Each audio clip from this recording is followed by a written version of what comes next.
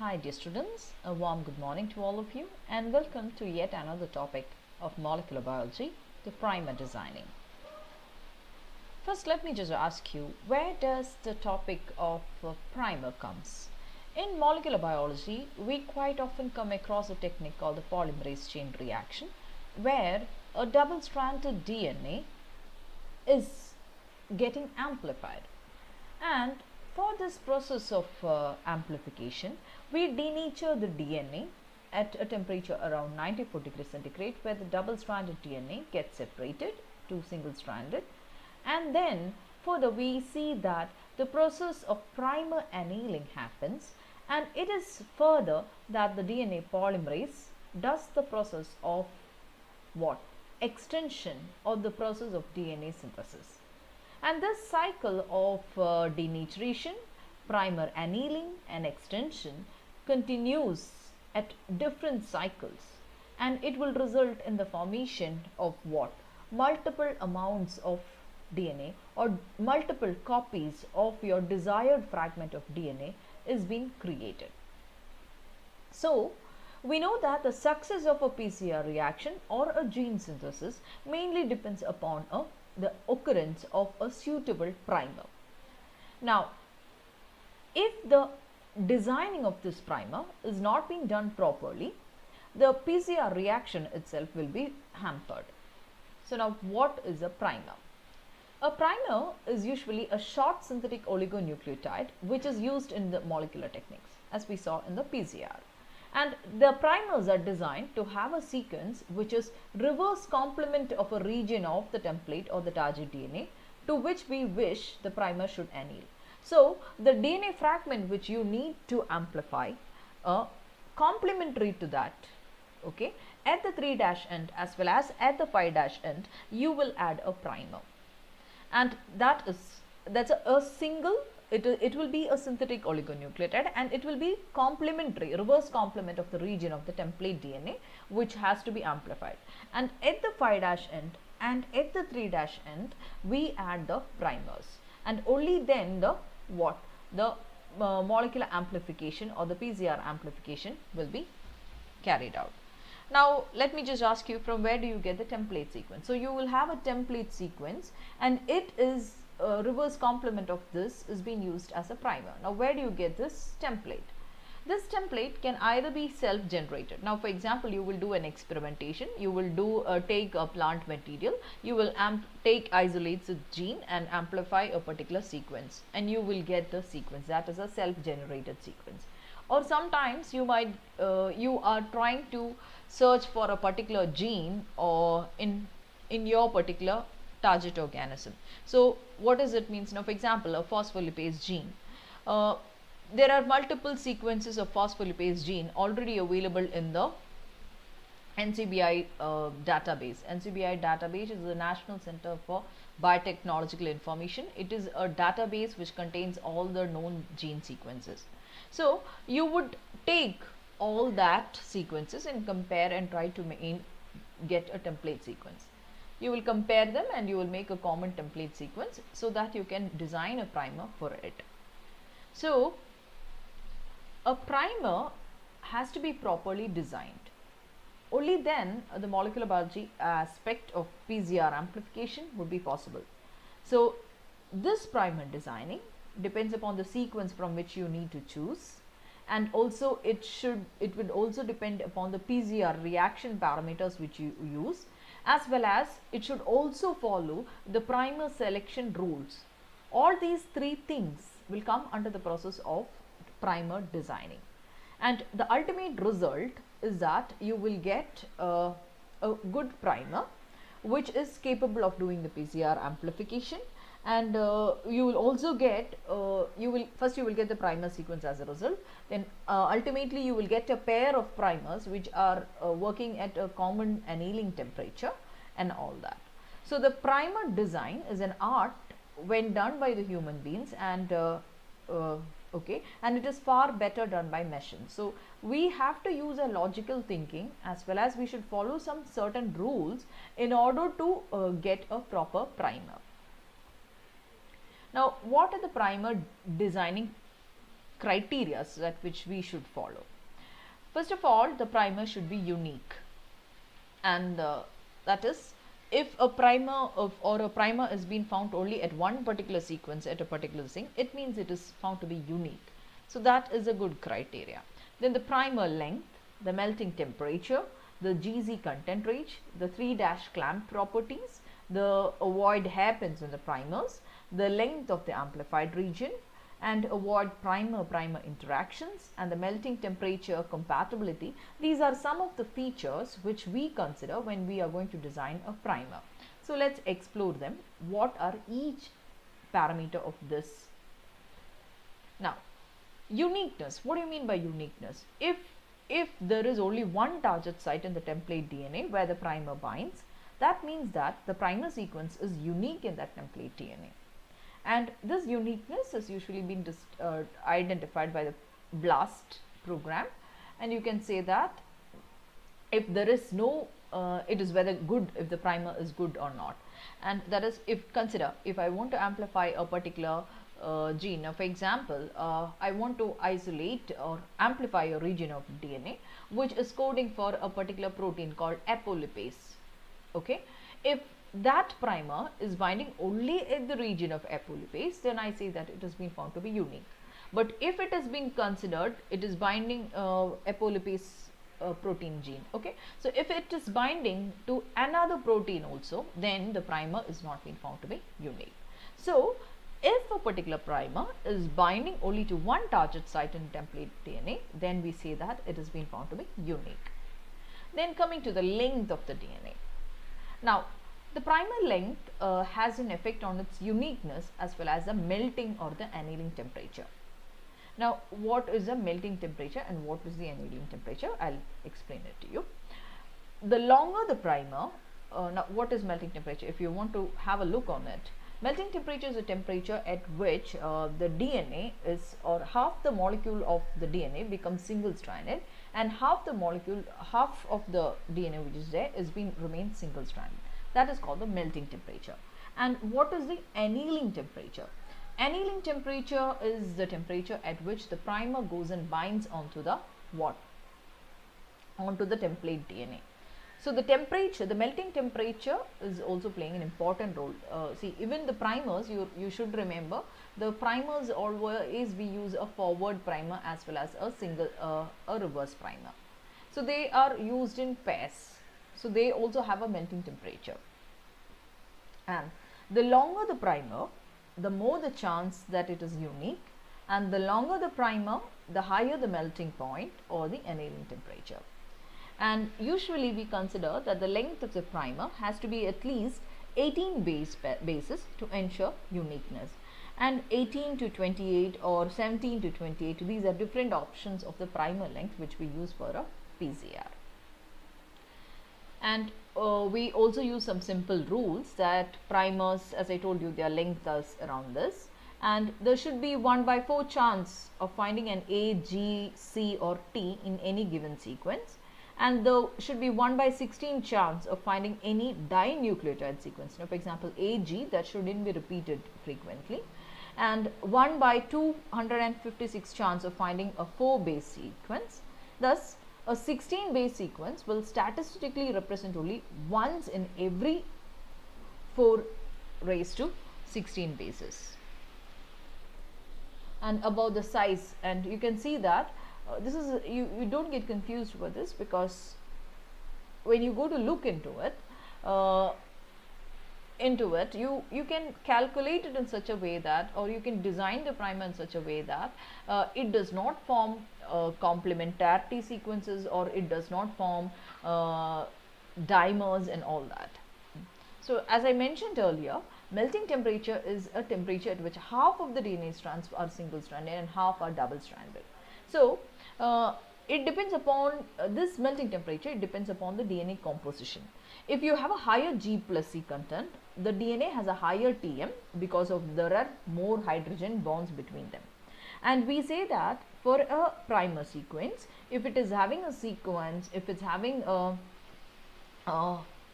sequence length which is shorter than 13, that is, now for example AT, GCC, that is, there are 13 base pairs, okay, 13 bases. If the length of that is shorter than 13, you can calculate the Tm value of that particular primer using a formula called the Tm is equal to 2 into A plus T plus 4 into G plus C. And if it is being greater than, if the length of the primer is greater than 13, you can use another formula which has been also been supplemented. So you have to calculate the Tm and see whether it is, if the melting temperature is what did we mention over here? The melting temperature is being found to be at a particular range. Now let's go into the further details of that. So the base composition of a primer should be at the range of about 50 to 60 degrees percentage, and the primers should end at the 3' end with a G or C. So this would prevent the breathing of the ends and increase the efficiency of the priming.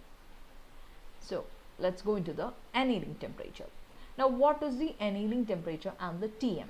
Annealing temperature and the melting temperature has a relation. Now if you go to look into the PCR reactions, the annealing temperature is a temperature at which the primer goes and binds onto the single stranded DNA. And the annealing temperature is related to the melting temperature, that the Tm plus or minus 5 degrees centigrade will give you a theoretically annealing temperature.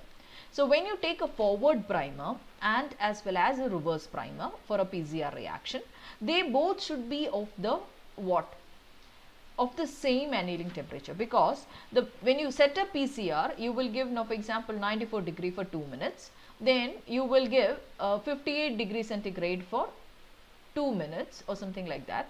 If you're giving it like that, both the forward primer and the reverse primer should be having a annealing temperature which is almost at the similar range.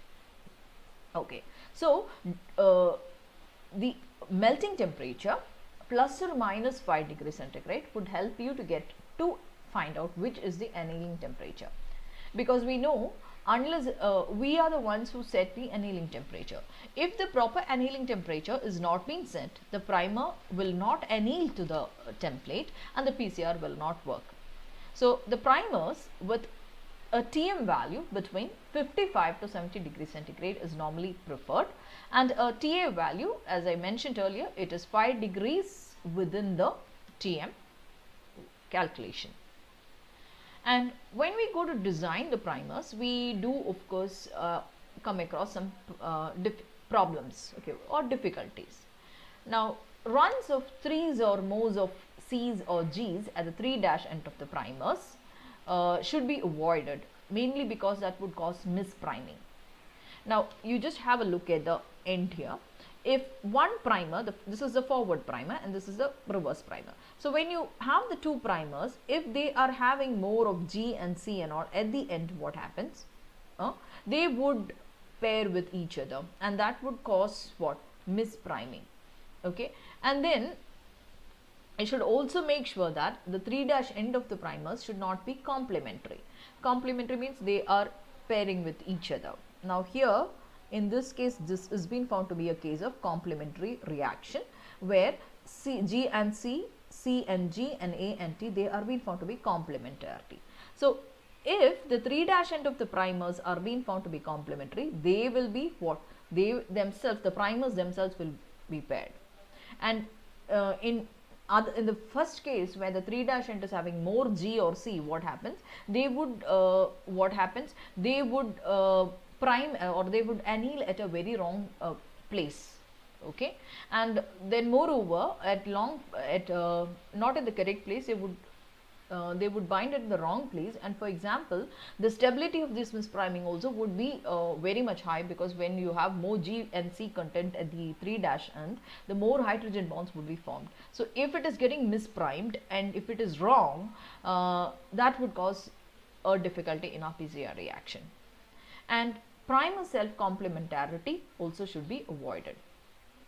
Now let's look what is primer complementarity. This is a case where the primer dimer formation would happen if they are being found to be complementary to each other. Now then, you can also have certain various other secondary structures can also be formed if your primer designing has not been done properly. Now, for example, self dimers can be formed like this between the forward primer and the reverse primer. Then that is one primer with the say next primer itself. Now, for example, you have the 5' end primer. This is one primer. That same primer itself can form. You should remember, when you take a PCR reaction, you will be taking so much microliters of the forward primer and so much microliters. Now, for example, 0.5 microliters of the forward primer and 0.5 microliters of the reverse primer into a small PCR tube. So, in that PCR tube itself, there will be multiple copies of your forward primers and there would be multiple copies of your reverse primer. And sometimes the forward primer against the forward primer itself can form dimers. Okay, or the reverse primer against the reverse primer itself can form dimers. Or sometimes the forward and the reverse primer can form dimers. And sometimes you can also see like structures, hairpin like structures can also be formed between the primers. So, if the primer is not being free of all these secondary structures, it will not bind onto your template DNA. So, you need to make sure that your primer which you design does not form self dimers, does not form dimers with the forward and the reverse primer, or it does not form any secondary structures like the hairpins. Now, hairpin itself, sometimes you can form harmful hairpins or sometimes you can form harmless hairpins also. Now, for example, here if ACT, now in this case you can see both the ends of it, they are being found to be complementary. In such a case, what happens, the 5' end and the 3' end, they are forming complementary regions and you will form a hairpin like structure. So, in this case what would happen, the hairpin will not be separate. The primer itself is forming a hairpin like structure. So, it will not go and bind onto your template DNA. But if it is in such case, or if there are little overhangs from it, sometimes it might be harmless because the melting temperature is 24 degrees centigrade. So, at a temperature of about 24 degrees centigrade, it will remain single stranded, like it will not form a double strand over here. But so, if you lower the temperature to about 24 degree, this would get separated. So, this is a harmless hairpin because even a temperature of about 24 would help it to separate it. But here in this case, if you want to separate this hairpin, the melting temperature is 71 degrees centigrade. That is, you have to increase the temperature of about 71 degrees centigrade. Only then this double strand which is being formed over here will be broken down. So, the hairpin formation should be avoided within a primer. And if I want to say, the typical primers which we take should be of around 18 to 28 nucleotides length. They should have a 50 to 60% of GC composition, and they should have a balanced distribution of GC and AT domains. That is, more of GC domains or more of AT domains should be avoided, but a balanced distribution should be done. And no long strands of a single pace less than 4 should be present. Now, for example, if you go to look into this primer, this is a 5' end and this is the 3' end. It consists of 24 bases and the number of AT residues. Now, AT you can count 1, 2, 3, 4, 5, 6, 7, 8, 9, 10, 11, 12. You have 12 ATs, and the same way you have GC of about 12. So, the percentage of GC here is 50%. And you also have a balanced distribution of AT and GC, and the annealing temperature. I told you how to calculate the annealing temperature. Okay, so based upon that, the annealing temperature of this primer is being found to be 65 degrees centigrade. But if you go to look at this particular primer, you can see that you have AT of 14. Okay, the base length is of, okay, it's 17 bases. The AT content is 14 and GC is 3. So the it does not have a balanced distribution of the GC and the AT. So that's something bad. And the annealing temperature is around 38 degrees centigrade. As I mentioned earlier, that particular temperature as low of this is not a very good sign. So this is a bad primer. Then primer compatibility. Both the forward primer and the reverse primer are being present, will be added simultaneously in a single PCR tube. and they have to work in pairs. So the properties of one forward primer as well as the properties of the reverse primer should be in a similar range. Okay. Now if one is annealing at 28 degree and one is annealing at 55 degrees centigrade, you cannot keep the annealing temperature. They both will not, how will you keep the annealing temperature at the same? So you need to make sure that your forward primer as well as the reverse primer should have a primer compatibility. Especially the annealing temperatures should be compatible with each other, and the maximum difference between the annealing temperature of the forward as well as in the reverse should be around 3 degrees centigrade, and the closer the annealing temperatures, that is the better it. Another thing which we need to talk about in the primer designing is the degenerative oligonucleotide primers or the degenerative primers. That is, sometimes you can see that proteins might be coded by different subunits or different different nucleotides. In such cases, you will have to design a degenerative primer, which is being found to be changed in one particular sequence or something like that.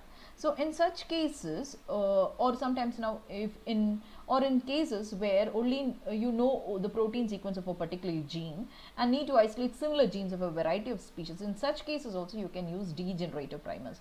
Now a case, now for example here, an amino acid P can be coded by CC and any nucleotide. In such cases, the primer should be designed in such a way that the nth or the third nucleotide should be of anything. And the same way here, another amino acid F, for example, is coded by TTY, where TT and any Y can code for it. Now Y could be C or T.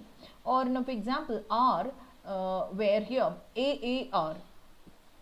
Now the R is the one should be what? A or G.